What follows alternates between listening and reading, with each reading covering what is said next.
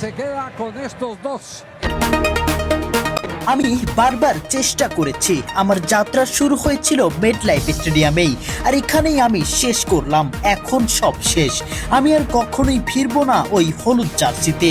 অশ্রুসিক্ত চোখে এভাবেই বললেন নেইমার জুনিয়র। ফুটবল থেকে অবসরের ঘোষণা দিয়েই কান্নায় ভেঙে পড়েন তিনি। ব্রাজিলের জার্সিতে আর কখনোই দেখা যাবে না নেইমারকে। বিশ্বকাপ থেকে ছিটকে পড়ার পর মাঠেই অঝরে কাঁদলেন নেইমার জুনিয়র। পুরো ব্রাজিল দল কিংবা কোচ কার্লো আনচেলত্তি থেকে চোখের জল ফেলতে দেখা না গেলেও নেইমারের কান্নার দৃশ্য মুহূর্তেই ছড়িয়ে পড়েছে বিশ্বজুড়ে। 2026 ফিফা বিশ্বকাপের শেষ ষোলোতে নরওয়ের কাছে 2-1 গোলে হেরে টুর্নামেন্ট থেকে বিদায় নিয়েছে 5 বারের বিশ্ব চ্যাম্পিয়ন ব্রাজিল। শেষ বাঁশি বাজতেই গোটা স্টেডিয়াম জুড়ে নেমে আসে হতাশার ছায়া। তবে সবচেয়ে আবেগঘন দৃশ্য ছিল নেইমার জুনিয়রের কান্না।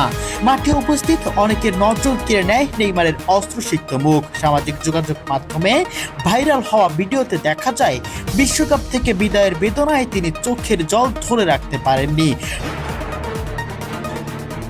প্রতিবেদনে এমনও দাবি করা হচ্ছে বিশ্বকাপে সীমিত সময় মাঠে নামলেও দলের বিদায় তাকে গভীরভাবে ভেঙে দেয়। এরই মধ্যে নেইমারের একটি আবেগঘন বক্তব্য ছড়িয়ে পড়েছে।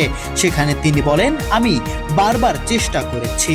আমার যাত্রা শুরু হয় এই মেডলাইফ স্টেডিয়ামেই, আর এখানেই আমি শেষ করলাম। এখন সব শেষ। সবাই ভালো থাকবেন। ব্রাজিলের হলুদ জার্সিতে আর কখনোই দেখা যাবে না আমাকে।